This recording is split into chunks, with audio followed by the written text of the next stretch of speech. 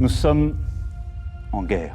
Aujourd'hui, pour la première fois, de nouveaux cas sont annoncés dans d'autres grandes villes comme Pékin, Shenzhen ou encore Guangdong. On vient à l'instant d'annoncer qu'un cas de coronavirus est détecté sur le territoire français au CHU de Bordeaux.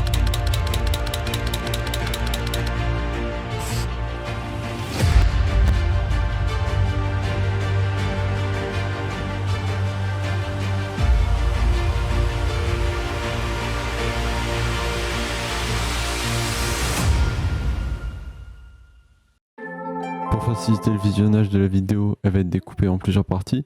En premier, on va étudier le cas du coronavirus, donc qui a touché le monde et plus particulièrement la Chine. Ensuite, on verra les données qui sont exploitées en Chine. Et pour finir, on verra le système de caméras de surveillance massive. En décembre 2019, la Chine alerte l'OMS d'une série de cas de pneumonie inhabituels. Le virus est rapidement identifié comme un coronavirus. La propagation devient mondiale et plusieurs pays mettent des règles en place. Pour savoir comment les citoyens français ont vécu cette période et si leurs droits ont été préservés, on est parti à Tours avec Ali Jan. Vous en avez pensé quoi de la période Covid, des mesures qui ont été prises, tout ça? Moi, je trouve que c'est bien qu'il y ait eu des mesures, que ça a été bien organisé, qu'on a fait ce qu'il fallait, même si c'était un truc nouveau où tout le monde était embêté.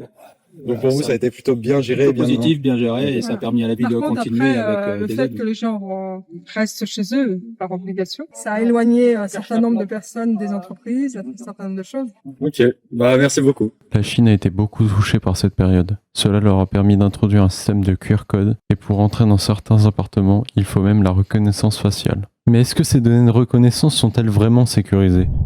Eh bien, un article du Monde soulève ce problème. En Chine, il est possible d'acheter le visage d'une personne pour 5 won, soit 6 centimes en France. Cela peut être très problématique, car l'usurpation d'identité de nos jours est très fréquent, mais aussi les deepfakes, une technologie qui consiste à changer le visage d'une personne en une autre, et cela peut servir à créer de fausses informations. Ou bien ces informations peuvent être vendues sur Internet. Et tout cela est contraire à la démocratie. Pour continuer le chapitre, nous allons maintenant aborder le sujet du crédit social. Un chiffre allant de 0 à 1000, ou de A à D dans certaines régions, qui est attribué à chaque citoyen et chaque entreprise. Si les citoyens ils ont un score supérieur à 800, ils servent d'exemple pour le pays, ils sont affichés dans les places publiques et ils sont qualifiés de citoyens modèles. Pour augmenter son score, il faut effectuer de bonnes actions. Mais à chaque mauvaise action, ils perdent des points. Et le problème avec ce système, c'est que ça supprime de plus en plus le droit des citoyens chinois. C'est pour montrer tout le monde d'ailleurs que tu as fait quelque chose d'interdit. Et ça sert plus tard, tu perds les points. Les personnes qui ont un score élevé, elles ont le droit à certains avantages. Comme l'accès aux prêts, la capacité de voyager, ou même la possibilité de participer à certaines activités publiques. Mais les citoyens qui ont un score très bas, leurs têtes elles sont affichées dans des gares et dans certaines régions, ils ont même une sonnerie attitrée. La personne que vous essayez de joindre a été mal notée par le tribunal de la ville de Dengfeng. Merci de l'inciter à se responsabiliser et de l'aider à respecter la loi. Et tout ce système, il est contrôlé que par une seule institution. C'est l'État. Et leur méthode de crédit, elle est même montrée dans une publicité de propagande. 为所有社会成员建立政务信用档案，依据信用分数高低划分为 AAA 到 D6个等级。我是 AA 信用等级，有什么激励措施？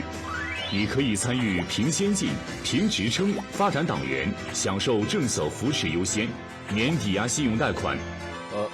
我是法院老赖，等级降至 D 级，已将受到联合惩戒，被列入了失信黑名单。 不能当兵，不能坐飞机，不能参加政府采购工程招投标，不能获得政策支持。 La publicité finit par sentez-vous libre, alors qu'elle enfreint le principe même de la démocratie. Mais ça n'est pas le seul moyen utilisé par l'État.